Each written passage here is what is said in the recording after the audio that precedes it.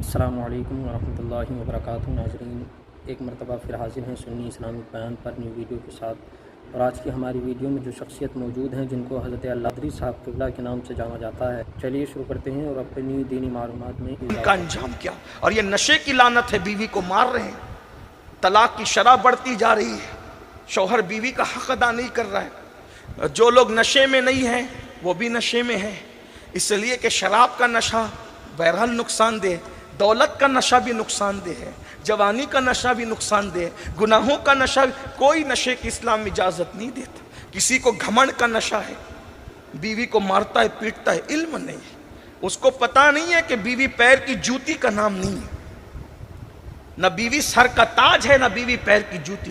ہم نے لڑکوں کو کہتے سنا، ارے پیر کی جوتی تو ہے بیوی، جب چاہے اتار دیں گے۔ یہ اسلام نہیں ہے۔ کس نے کہا بیوی پیر کی جوتی؟ اگر علم ہوتا۔ اسی لیے ہم لوگوں کو کہتے ہیں ٹی وی پر چلانے والوں، آپ کہتے ہو مسلمان طلاق دیتے، میں نے کہا ان کو علم ہی نہیں ہے اسلام کا۔ آپ چیک کر کے بتاؤ کتنے علماء نے ظلم کے طور پہ طلاق دیا ہے؟ نہیں بتا سکتے آپ کسی سچے عالم دین کا نام کہ اس نے طلاق دی ہو۔ بلکہ ابھی میں آپ کے سامنے آپ سنیں گے تو کچھ اوراق پلٹوں گا کہ علماء نے کس طرح زندگی گزاری بیویوں کے ساتھ، ان کا انداز کیا تھا زندگی گزارنے کا۔ بیوی کو مارا جا رہا ہے، سن لے، بیوی پیر کی جوتی نہیں، نہ وہ سر کا تاج ہے۔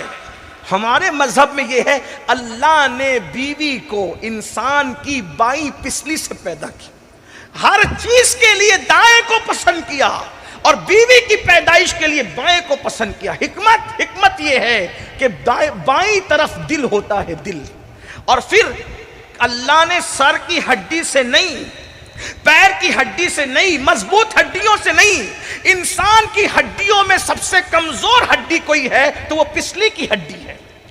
اللہ نے عورت کو سب سے کمزور ہڈی سے پیدا کیا۔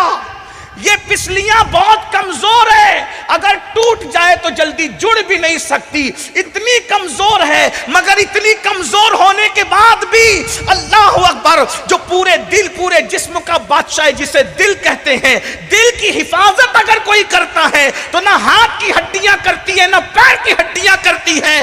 دل کی حفاظت اگر کوئی کرتا ہے تو یہی کمزور پسلیوں کی ہڈیاں کرتی ہے۔ خود تو ٹوٹ جاتی ہے مگر دل کو توڑنے نہیں۔ اسی طرح بیوی ہے، بیوی سارے دکھ جھیلتی ہے مگر شوہر پر آنچ نہیں آنے دیتی۔ قرآن نے کتنے خوبصورت لب و لہجے میں بیوی اور شوہر کا رشتہ بیان کیا۔ ہن لباس لکم وانتم لباس لہن، شوہر بیوی کا لباس ہے اور بیوی شوہر کا لباس۔ لباس کسے کہتے ہیں؟ موسم کے ظلم سے اگر کوئی بچا رہا ہے تو لباس ہے، موسم کی تمازت سے کوئی بچا رہا ہے تو لباس ہے، کانٹوں سے اللہ اکبر اگر کوئی بچا رہا ہے تو لباس ہے، عیبوں کو کوئی چھپا رہا ہے تو لباس ہے، محفلوں میں مزین کر کے جو بتا رہا ہے لباس ہے، عزت کی منزل کو جو پہنچا رہا ہے لباس ہے۔ ارے لباس ہی تو ہے، اگر پھٹا پرانا پہن کے جاؤ تو بڑی شادیوں سے بھگا دیے جاؤ، اور اگر قیمتی پہن کے جاؤ تو عزت کے ساتھ بٹھائے جاؤ۔ لباس جتنا اچھا ہوگا عزت اتنی بڑھے گی، اور آج کے ظاہری دور میں تو اور زیادہ ہے۔ لوگ پھٹیچر ہوتے ہیں لیکن اچھا لباس پہن کے آتے ہیں تو ان کو ڈانٹنے بھی ڈر لگتا ہے کہ پتہ نہیں کون ہو۔ اسی لیے چور لوگ بھی اکثر قیمتی لباس میں آج پاکٹ مارنے کے لیے گھومتے تاکہ شک نہ ہو۔ تو لباس اچھا تلاش کرو، کیونکہ بیوی لباس ہے شوہر کے لیے، اور شوہر لباس ہے بیوی کے لیے۔ لباس کا ایک بڑا کام ہوتا ہے چھپا لینا، چھپا۔ جو شوہر بیوی کے عیب نہ چھپا سکا وہ سچا شوہر نہیں ہے، اور جو بیوی شوہر کے عیب نہ چھپا سکی وہ سچی بیوی نہیں ہے۔ تو بہرحال بائیں پسلی سے، دل کے قریب کی پسلی سے۔ اور یہ بھی حدیث پاک ہے، جس نے کسی نے اپنی بیوی کو گالی دی، فقیہ ابو اللہ سمرقندی اپنی کتاب میں لکھ رہے ہیں، جس نے اپنی بیوی کو گالی دی پہاڑ برابر بھی اعمال لے کر کے آئے گا تو اللہ اس کو جہنم میں داخل فرمائے۔ آج تو بیوی کو گالی دینا کوئی عیب ہی نہیں، یہ ماں بہن کی تولتے رہتے ہیں۔ سرکار غریب نواز رضی اللہ تعالیٰ عنہ فرماتے ہیں، جو کسی مومن کو گالی دے مرتے وقت تو اس کی زبان پہ کلمہ نہیں آئے گا، میں اس بات سے ڈرتا ہوں۔ عام مومن کو گالی دو تو مرتے وقت کلمہ نہیں آئے، شریک حیات کو کوئی گالی دے، وجہ علم نہیں ہے۔ اللہ کے رسول نے جان کے دشمنوں کے لیے دعائے ضرر نہیں فرمائی. دعائے ضرر کا مطلب سمجھتے ہیں؟ ہلاکت کی دعا. میں بد دعا نہیں کہہ رہا ہوں، میں بد دعا نہیں. ہمارا مسلک سراپا ادب ہے، ہم نبی کے لیے بد دعا کے الفاظ نہیں کہتے، اور یہ فکر ہمیں امام اہل سنت نے عطا فرمائی. ہم فکر رضا کے وارث ہیں، فکر رضا ہماری محافظ ہے، اس لیے ہم بہت تول کر بولنا چاہتے ہیں اور دعا کرتے ہیں کہ اللہ ہماری زبانوں کی حفاظت فرمائے. ہاں ہاں، اور یاد رکھیے ہم جب بھی منبر پر آتے ہیں تو کوئی ضروری نہیں ہے کہ ہر کہنے والے کی بات کی ہم تصدیق کریں. ہماری تصدیق ہر منبر پر اسی بات کی ہے جو شریعت مطہرہ کی حدوں میں ہے، اور جو شریعت کی حد میں بات نہیں کہی گئی ہم اس سے بیزار. کہیں کسی منبر پر اگر شریعت کی حد سے بات باہر ہوئی ہم اس کے معید نہیں ہیں، نہ ہم اس کے ذمہ دار ہیں. یہ بات یاد رکھنا. دعائیں ضرر نہیں فرمائی جسے لوگ بد دعا کہتے ہیں. ہم نبی کے لیے کسی چیز کو بد نہیں کہتے. بات سمجھ میں آتی؟ اس لیے کہ ان کی کوئی چیز بد ہے ہی نہیں، وہاں بد کی گنجائش ہی نہیں ہے، وہاں تو سب حسن ہی حسن ہے. جتنا حسن تھا انہیں عطا کیا اور جو حسن نہیں تھا انہیں نہیں عطا کیا. یہ حضور کی شان ہے صلی اللہ علیہ وسلم. تیرے تو وصف عیب تناہی سے ہے بری، حیران ہوں میرے شاہ میں کیا کیا کہوں تجھے. میری قوم کے جوانوں بیویوں پہ ظلم کرنے والوں، انہیں مارنے والوں، انہیں پیٹنے والوں، دھیان سے سن لو. دندان شہید کرنے والوں کے لیے ہلاکت کی دعا نہیں کی. اللہ کے رسول صلی اللہ علیہ وآلہ وسلم کا خون گرایا گیا، ہلاکت اور تباہی کی دعا نہیں کی. حضور کو زخمی کر دیا گیا، حتیٰ کہ حضور کے مقدس چچا کا کلیجہ چبانے والوں نے کچا کلیجہ چبایا. حضور نے ان کے لیے بھی ہلاکت کی دعا نہیں کی. حضور علیہ السلام نے سگے چچا کے قاتل کے لیے بھی ہلاکت کی دعا نہیں کی. لیکن ایک خاتون آ کر کے عرض کرتی آقا میرا شوہر مجھے مارتا ہے، تو میں اس سے میرا نام لے کے کہنا کہ اب وہ نہ مارا کرے. شوہر سے کہا، حضور نے کہا نہیں مارنا، پھر مارا. پھر آگے کہتے حضور اس نے پھر مارا. اپنی چادر دی، یہ میری چادر ثبوت کے طور پہ لے جا کہنا. حضور نے منع کیا مت مارنا، تو اس نے چادر دیکھ کے بھی پھر مارا. اس کا نام حارث تھا. ہاتھ اٹھایا اور دعا کی اللہ حارث کو ہلاک کر دے، حارث کو برباد کر دے، حارث کو تباہ کر دے. محدثین کہتے ہیں یہ صرف حارث کے لیے ہلاکت کی دعا نہیں ہو رہی ہے، ہر اس کمبخت کے لیے ہلاکت کی دعا ہو رہی ہے جو اپنی بیوی پہ ظلم کرتا ہے. اگر آج ہمارے گھر میں برکت نہیں ہے تو اس کی ایک وجہ بیوی پہ ظلم بھی ہے. کچھ عورتیں بھی شوہر پہ ظلم کر رہی ہیں، لیکن شوہر آج کل زیادہ ظلم کر. ظلم کی مختلف شکلیں. نمبر ایک، ہمارے لیے بیوی کے حق میں یہ بات کہی گئی تھی جو تم کھاؤ وہ ان کو کھلاؤ. آپ تو روز ہوٹل میں کھا رہے اور بیوی کے لیے کیا ہے؟ آپ تو 5-5 ہزار کی جنس خرید رہے اور بیوی کے لیے کون سی قیمت کا کپڑا ہے؟ ظلم ہے. پھر رات کے 3-3 4-4 بجے تک دوستوں کے ساتھ گھوم رہے ہیں، گپ شپ کر رہے. ہنسنے کی بات نہیں ہے، احساس کرو. یہاں تک فرمایا گیا اگر بیوی کی حق تلفی رات بھر نفل پڑھنے کی وجہ سے ہوتی ہے، حضور نے فرمایا نفل مت پڑھو، بیوی کا حق ادا کرو. بلکہ ایک مقام پر فرمایا جو اپنی بیوی کے ساتھ رات گزارتا ہے اللہ اسے شب قدر کا ثواب عطا کرتا ہے. عبادت گاروں کی، عبادت کرنے والوں کی شب قدر تو سال میں ایک مرتبہ آتی ہے، لیکن مصطفیٰ جان رحمت کیسے کریم ہے جو بیوی کو محبت دینے کے لیے رات اس کے ساتھ گزارے، اس کی ہر رات کو شب قدر کی ثواب کا درجہ عطا کر دے. وہ تو نہایت سستا سودا بیچ رہے ہیں جنت کا، ہم مفلس کیا مول چکائیں اپنا ہاتھ ہی کا. یہ بات کس نے کہی؟ حضور نے. آج سے پہلے معلوم تھی؟ علم نہیں ہے. اسی لیے اگر کسی شوہر کو پتہ چل جائے کہ بیوی کے ساتھ رات گزارنا شب قدر کا ثواب ملتا ہے، کوئی بیوقوف ہے جو دوستوں کے ساتھ 3 بجے تک بیٹھے گا؟ کوئی بیوقوف ہے جو انٹرنیٹ چلائے گا؟ یہاں مسکرانے والوں کی مسکراہٹوں کو سلام ہے. یہ بات میں اپنی طرف سے نہیں کہہ رہا ہوں، یہ بات میں اپنی طرف سے نہیں کہہ رہا ہوں. یہ بات ہمارے بزرگوں میں حضرت علامہ عثمان ابن حسن نے لکھی ہے کیا بات ہے حضور کی، کیا بات ہے۔ فرمایا جو شب قدر کا ثواب پانا چاہے وہ رات اپنی بیوی، ایک خاتون تھی، ایک صحابیہ، وہ بیاہ دی۔ گھر نہ بگاڑو، بچیوں کو شے مت دینا، گھر نہ بگاڑو، بچیوں کو شے مت دینا۔ اور عورتوں کو چاہیے کہ وہ سسرال سے کے صبر کا ثواب عطا کیا جاتا ہے۔ کہاں آسیہ ہے، کہاں مریم ہے، اور کہاں تم جسے 5 کلمے بھی یاد نہیں، لیکن یہ ثواب کیوں مل رہا ہے؟ صرف شوہر کی اذیت پر، شوہر کے ساتھ حسن سلوک پر، شوہر کی باتوں پہ صبر کرنے کی وجہ سے۔ اس لیے بہنوں صبر کرنا سیکھو، ہمارا مذہب صبر کا مذہب ہے، بلکہ صبر سے وہ مقام ملتا ہے جو بہت ساری عبادتوں سے نہیں ملتا، اللہ وہ صبر سے مقام عطا کرتا ہے۔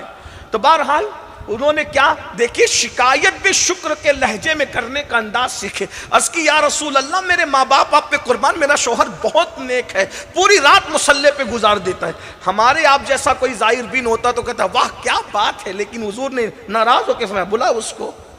جب وہ شخص آئے تو کہا کیا تم مجھ سے زیادہ اللہ سے ڈرتے ہو؟ آقا فرمائے کیا تم مجھ سے زیادہ اللہ سے ڈرتے ہو؟ میں روزہ بھی رکھتا ہوں، افطار بھی کرتا ہوں، میں سوتا بھی ہوں اور میں عبادت بھی کرتا ہوں، یہ میری سنت ہے۔ فرمایا اپنی بیوی کے ساتھ رات گزارو، پوری رات مصلی پہ نہ گزارو۔ یہ حضور علیہ السلام نے۔ ایک بات میں عرض کروں بہت معذرت کے ساتھ، یہاں ایسا نہیں ہوگا راجستھان میں، لیکن چونکہ ہم آپ کی دعاؤں سے پورے ہندوستان جاتے ہیں، آج شادی شدہ عورتیں ناجائز تعلقات کرتی ہوئی دیکھی جا رہی ہے۔ اس کی سب سے بڑی وجہ یہ ہے کہ شوہر بیوی کو نہ ٹائم دے پا رہا ہے نہ پیار دے پا رہا ہے، یہ بڑی وجہ ہے۔ پہلے لوگ غربت کی وجہ سے ایسا کرتے تھے اور اب لوگ خواہشات کی وجہ سے ایسا کرتے ہیں۔ سیریلوں کا دور ہے، فلموں کا دور ہے۔ اب حضور علیہ السلام کے بارے میں ہم نے جب سیرت پڑھی، بہت پڑھا لکھا تو نہیں ہوں لیکن جتنا سیرت پڑھی میں نے دیکھا، حضور علیہ السلام نے زندگی کا کوئی سفر بیویوں کے بغیر نہیں کیا، حتیٰ کہ جنگ کا سفر بھی کیا تو اپنی بیویوں کو ساتھ میں لے کے گیا۔ حضور کا کوئی سفر بیویوں کے بغیر نہیں کیا۔ امام احمد ابن حنبل رضی اللہ تعالیٰ کی بیوی رات میں انتقال کرتی ہے، دوسری رات آنے سے پہلے آپ دوسری بیوی سے نکاح کرتے اور فرماتے ہیں ایک رات بھی میں بیوی کے بغیر اس لیے نہیں رہ سکتا کہ کہیں شیطان اپنا کام نہ کر جائے۔ اور یہاں تو بیویوں کے بغیر پوری رات گزار رہے ہیں، بلکہ کہیں اور بھی گزار رہے ہیں۔ تو بات سمیٹتے ہوئے میں نے پہلے ہی کہا تھا سردی کا موسم میں خیال کروں گا، میں سمیٹ رہا ہوں بات کو۔ اگر بیوی ستائے، منہ چلائے، پہلی بات تو یاد رکھنا مجھے کسی کی بیوی ایسی نظر نہیں آتی جو منہ نہ چلائے۔ اگر کوئی کہے کہ میری بیوی نہیں چلاتی تو میں اس کی بات پہ یقین نہیں کر سکتا۔ اس کی وجہ بتاؤں، جناب خلیل اللہ کی بیوی بھی ان کے ساتھ منہ چلا رہی، حدیث ہے، مصنف ابن عبدالرزاق میں حدیث موجود ہے کہ حضرت سارہ نے جب حضرت ابراہیم خلیل اللہ کے ساتھ بحث کی اور ان کے ساتھ کچھ باتیں کی تو حضرت خلیل اللہ نے عرض کی مولا میرے اللہ یہ سارہ میرے ساتھ اس طرح زبان چلا رہی ہے مولا۔ تو اللہ نے فرمایا ابراہیم تمہیں نہیں پتا کہ ہم نے عورت کو ٹیڑھی پسلی سے پیدا کیا ہے، جب تک اس کے دین میں خرابی نہ آئے اس سے چشم پوشی کرتے رہو اور اس کو نظر انداز کرتے رہو۔ ابھی آپ نے مفتی صاحب کی بلا سے، مفتی اعظم راجستھان سے، حضرت ام کلثوم اور سیدنا فاروق اعظم کا ذکر سنا۔ ایک مرتبہ سیدہ ام کلثوم سیدنا فاروق اعظم سے بحث کر رہے، ایک صاحب، وہ بھی کون، حضرت جابر ابن عبداللہ انصاری، ان کی بیوی کی شکایت لے کر کے وہ فاروق اعظم کے پاس آئے۔ اور شکایت کیا تھی پتہ ہے؟ اگر حدیث میں یہ الفاظ نہ آتے تو شاید میں بیان نہ کروں، مصنف کی طرف آپ دیکھیں، اب حضرت علامہ عبدالرزاق نے اپنی مصنف میں لکھا، جابر یہ شکایت لے کر آئے امیر المومنین میری بیوی مجھ پہ شک کرتی۔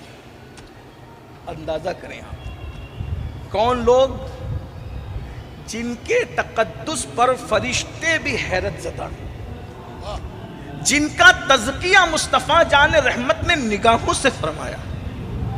حضرت بھائی شک کرنے والے کو کا علاج کیا ہے؟ لوگ کہا کرتے ہیں ایسا کہ شک کا علاج تو کسی کے پاس نہیں، اور شک شک کی بات آپ سمجھ گئے نا کہ میں کیا کہنا چاہتا ہوں. راجستھان والے بھی شک کا مطلب سمجھتے ہیں نا.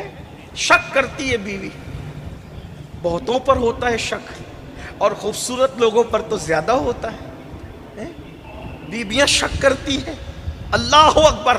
شکایت لے کر کے آئے ہیں جابر ابن عبداللہ انصاری, کہتے ہیں کہ امیر المومنین میری بیوی مجھ پہ شک کرتی ہے. آپ نے فرمایا او تجھ پہ شک کرتی ہے تیری بیوی, یہاں ہمارے گھر کا حال یہ ہے کہ ہماری بیوی بھی کم و بیش کچھ ایسی ہی ہے. چونکہ فاروق اعظم کی بات ہے تو میں حدیث کا من و ان جملہ بیان نہیں کر رہا ہوں, لیکن اس کو بہت ادب کے پردے میں آپ کے سامنے کہ ہمارا بھی معاملہ کم و بیش کچھ ایسا ہی ہے.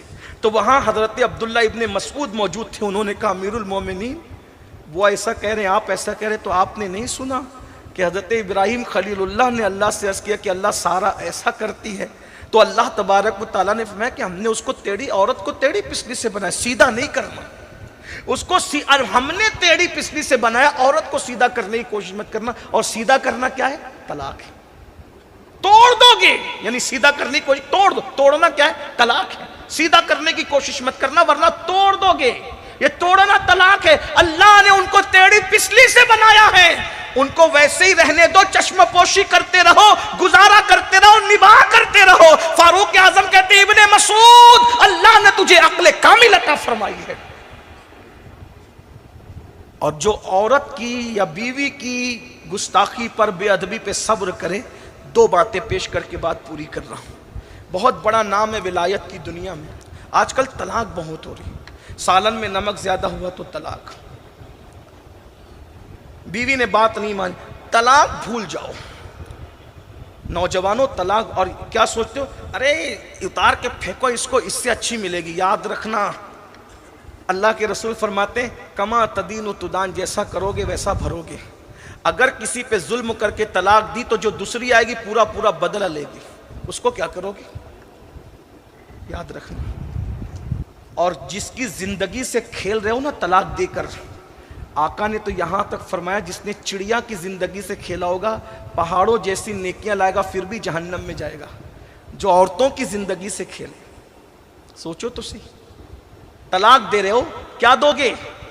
جہیز واپس کرو گے, مہر واپس کرو گے, عدت کی رقم واپس کرو گے, اور دولت کے نشے میں ہوگے تو چند لاکھ روپے بھی واپس کر دو گے, دے دو گے. رقم پر لوگوں کی آبرو کو تولنے والوں یاد رکھنا, سب کچھ لوٹاؤ گے, کیا اس کا شباب جو تم نے چوسا ہے کیا وہ شباب بھی لوٹا سکو گے؟ اور یاد رکھنا کسی کی بیٹی کو طلاق دے کر اس کو بستر پہ تڑپانے والوں, ہمارے تمہارے نبی نے فرمایا البر لا یبلا والذنب لا ینسى والدیان لا یموت اعمل ما شئت کما تدین تدان. نیکی کبھی پرانی نہیں ہو سکتی, گناہ کبھی بھلایا نہیں جا سکتا, خدا کو کبھی موت نہیں آ سکتی. تم جو چاہو کرو, جیسا کرو گے ویسا بھرو گے. اگر تم نے کسی کی بیٹی کو طلاق دے کر اس کے پورے خاندان کو غمگین کیا اور تڑپایا ہے تو تم بھی اس منزل سے گزرنے کے لیے تیار رہو. کسی کا داماد بنتے وقت یہ سوچ لینا کہ میرا بھی کوئی داماد بنے گا. داماد بن کر کے بہت موچوں پہ تاؤ دیتے ہو. کسی کا شوہر بننے سے پہلے یہ بھی سوچنا کہ میں بھی بیٹی کا باپ بنوں گا اور میرا بھی کوئی داماد ہوگا. کھیل بنا رکھا ہے, سب تماشا بنا رکھا ہے. اللہ کے رسول علیہ الصلوۃ والتسلیم نے تسبیح اور مصلی کی بنیاد پر, داڑھی اور ٹوپی کی بنیاد پر کسی کو اہم نہیں قرار دیا. داڑھی ٹوپی تسبیح مصلی کی اہمیت اپنی جگہ ہے, لیکن آقا فرماتے ہیں تم میں سب سے بہتر وہ ہے جو اپنی بیوی کے ساتھ اچھا سلوک کرتا ہے, اور میں تم سب میں بہتر ہوں کہ میں اپنی بیویوں کے ساتھ تم سب سے زیادہ اچھا سلوک کرتا ہوں. غور کیجئے, ایک ہستی ہے ولایت کی دنیا میں, بہت بڑا نام ہے, سیدی احمد کبیر رفاعی. سرکار غوث پاک نے فرمایا احمد کبیر معرفت کا سمندر ہے, سمندر. غوث پاک جس کو معرفت کا سمندر کہہ دے وہ کیا ہستی ہوگی. اور پھر ہمارے مسلک میں تو یہ بات بالکل مشہور ہے، بار بار آپ نے سنا ہوگا علماء سے، کہ جب مدینہ منورہ جا کر کے آقا کے مواجہ میں پہنچ کر کہا السلام علیکہ یا جدی، تو قبر انور سے جواب آیا وعلیکہ السلام یا ولدی، اے میرے بیٹے تجھ پہ بھی۔ تو کہا حضور مصافحہ کرنا چاہتا ہوں، تو ہمارے بزرگوں نے فرمایا احمد کبیر رفاعی کے لیے حضور نے اپنے ہاتھ قبر انور سے باہر نکال دی۔ یہ ہے سیدی احمد کبیر رفاعی، سلسلہ رفاعیہ کے بانی ہے، مقام غوثیت پر فائز ہے، اتنے بڑے بزرگ ہیں۔ مگر اب سنو، ان کا ایک مرید تھا، اس مرید نے خواب دیکھا کہ مرشد سیدی احمد کبیر رفاعی مقام صدیقیت پر فائز ہو گئے، مقام صدیقیت، اور صدیقیت کا مقام نبوت کے مقام کے بعد ہے۔ صدیقیت کے اوپر نبوت ہے اور نبوت کے بعد صدیقیت ہے، دونوں کے بیچ میں کوئی اور مقام نہیں ہے۔ شہادت اس کے بعد ہے، ولایت اس کے بعد ہے، نبوت کے بعد صدیقیت ہے۔ اسی لیے ہم کہتے ہیں جب نبوت کے بعد قرآن نے بھی صدیقیت کو رکھا ہے تو پھر صدیق اکبر کی افضلیت سے انکار کا کیا معنی ہے؟ قرآن بھی کہتے ہیں انعم اللہ علیہم من النبیین والصدیقین، نبوت کی بات۔ اسی لیے ہمارے دادا مرشد حضور محدث اعظم کے چوچوی رحمت اللہ علیہ یوں کہتے ہیں مرتبہ حضرت صدیق کا یہ ہے سید، ہر فضیلت کے وہ جامع ہیں نبوت کے سبب۔ اگر لوگ الگ الگ بولی بولنے پر آ جائیں تو کسی کی نہ ماننا، اپنے اسلاف کے نقش قدم پر رہنا۔ یہ میرا عنوان نہیں ہے لیکن بات میں نے اشارے میں عرض کر دی۔ کوئی بھی بولنے کے لیے آئے تو اس کو تولو اسلاف کی بولی پر، جس کی بولی اسلاف کی بولی سے ملتی ہے اسی کو قبول کرو، اور جس کی بولی اسلاف کی بولی سے نہیں ملتی اس کی گفتگو کو دیوار پہ مار دو، کیونکہ ہمارا مسلک ہے تیرے غلاموں کا نقش قدم ہے رائے خدا، وہ کیا بہک سکے جو یہ سراغ لے کے چلے۔ نئی نئی بات لانے والوں کو ہم کیا قبول کریں؟ اسلاف تو کہہ چکے، جو کہنا تھا کہہ چکے اسلاف۔ بہرحال تو مرید نے دیکھا کہ پیر صاحب مقام صدیقیت پر فائز ہے، صدیقیت کا مقام، لیکن مرید کی ہمت نہیں ہوئی کہ پیر کو اپنا خواب بیان کر سکے۔ پہلے کے مرید لوگ کیا ادب کرتے تھے، پیر کی شان میں خواب دیکھا ہے لیکن حوصلہ نہیں ہے کہ پیر کو اپنا خواب بیان کر سکے۔ آج تو ہم مریدوں کو پیر صاحب سے مذاق کرتے دیکھ رہے ہیں۔ اندازہ فرمائیں کیا دین آ گئے، اماموں سے مذاق، علماء سے مذاق، مشائخ سے مذاق، کیا حوصلہ ہے قوم کا آج۔ بہرحال لیکن وہ پیر بھی کون تھا، ہائے ہائے ہائے، جسے دنیا احمد کبیر رفاعی کہتی ہے۔ کیا تربیت تھی ان لوگوں کی، جو پیروں کا اتنا ادب کرتے ہوں وہ رسول اللہ کا کتنا ادب کرتے ہیں۔ ہمت نہیں ہوئی کہ پیر کو بیان کر سکے کہ میں نے خواب دیکھا، نہیں بیان کر سکا۔ ایک دن وہ خانقاہ میں آیا تو دور سے ایک منظر دیکھا اس نے۔ خانقاہ میں یہ منظر کیا کہ کوئی نہیں ہے خانقاہ میں، حالانکہ حضرت کی خانقاہ میں ہزاروں لوگ آتے تھے واعظ سننے کے لیے، ہزاروں کی تعداد میں۔ حضرت کا بہت بڑے واعظ تھے آپ اپنے زمانے کے، ہزاروں لوگ واعظ سنتے تھے۔ آج انٹرنیٹ پر چند ہزار لوگ کسی کو دیکھ لیتے تو زمین پہ قدم نہیں رکتے ہمارے، لیکن ہمارے بزرگوں کو بغیر انٹرنیٹ کے اس زمانے میں ہزاروں لوگ سنا کرتے تھے۔ یہ ہمارے بزرگ لوگ تھے، ہم ان کے پیچھے ہر اعتبار سے پیچھے۔ اللہ کرے ہمیں ان کے خیرات مل جائے، ان کا صدقہ مل جائے۔ تو سیدی احمد کبیر رفاعی رضی اللہ تعالیٰ عنہ کی خانقاہ، اتفاق ہے کوئی نہیں ہے، ایک خاتون ہے جو سیدی احمد کبیر رفاعی کو مار رہی ہے اور آپ نے اپنی گردن جھکا لی ہے۔ ام عبیدہ میں یہ کون کر سکتا تھا؟ خانقاہ ام عبیدہ میں یہ کون، کس کی ہمت تھی جس سے ملاقات کے لیے خضر علیہ السلام تشریف لائیں، جن کے لیے حضور کے ہاتھ قبر انور سے باہر آ جائیں، جن کے لیے رسول اللہ کا سلام آئے قبر انور سے، اس کے لیے ہمت کون کر سکتا؟ مرید رک گیا، قدم ٹھہر گئے، ہمت نہیں ہوئی کوئی آگے بڑھنے کی، لیکن دیکھتا رہا کہ حضرت کے ساتھ یہ ہو رہا ہے۔ حضرت خاموش صابر اور شاکر بنے کھڑے ہیں۔ مارنے والی مار کر چلی گئی، اور جب خون وغیرہ گردن سے نکلنے لگا، جسم زخمی ہو گیا، جب وہ چلی گئی تو مرید آیا اور آنے کے بعد عرض کیا حضور اگر میں صحیح پہچان سکا ہوں تو جو آپ کی شان میں بے ادبی کر رہی تھی کیا وہ میری پیرانی امی نہ تھی؟ پیرانی امی نہ تھی وہ؟ مرشد نے کہا ہاں بیٹا تو نے صحیح دیکھا کہ وہ میری بیوی تھی جو میرے ساتھ یہ سلوک کر رہی تھی، میری بیویوں میں سے ایک بیوی تھی جو میرے ساتھ یہ سلوک کر رہی تھی۔ اب مرید کا جذبہ، وہ بھی ایسا مرید جو خواب بیان کرنے کی ہمت نہ رکھے، مرید نے کہا حضرت جو آپ کے ساتھ ایسا ظلم کرے کہ آپ پہ ہاتھ تک اٹھا دے، آپ پہ ظلم کرے، آپ اس کو گھر سے نکال کیوں نہیں دیتے؟ آپ اس کو طلاق کیوں نہیں دیتے؟ اس کو گھر سے باہر کیوں نہیں کر دیتے؟ مسکرا کے کہتے بیٹا محسنوں کو گھر سے باہر نہیں نکالا جاتا، احسان کرنے والوں کو گھر سے باہر نہیں نکالا جاتا، طلاق نہیں دیا جاتا۔ کہا حضور یہ بھی کوئی محسن ہے؟ یہ بھی کوئی احسان کرنے والی ہے؟ یہ تو آپ کے ساتھ بدتمیزی اور بے ادبی کر رہی ہے۔ فرمایا بیٹے چند دن پہلے تو نے جو خواب دیکھا نا کہ تیرا پیر مقام صدیقیت میں فائز ہو گیا، وہ نفلی روزے اور نفلی نمازوں کی وجہ سے نہیں، یہ اس طریقے کی بدتمیزی کرتی ہے اور میں صبر کرتا ہوں، اسی کی برکت سے اللہ نے مجھے مقام صدیقیت عطا فرما دیا۔ یہ ہے اللہ، یہ وہ علم والے لوگ تھے۔ ایک مرتبہ حضرت سیدنا شفیق بلخی، ان سے کسی نے کہا آپ اپنی بیوی کو طلاق دے دے کہ بہت بد اخلاق ہے۔ وہ بد اخلاق ہے نا، میں تو اخلاق مند ہوں۔ بد اخلاق کے ساتھ اخلاق سے پیش آنا، اسی کو تو اخلاق کہتے ہیں۔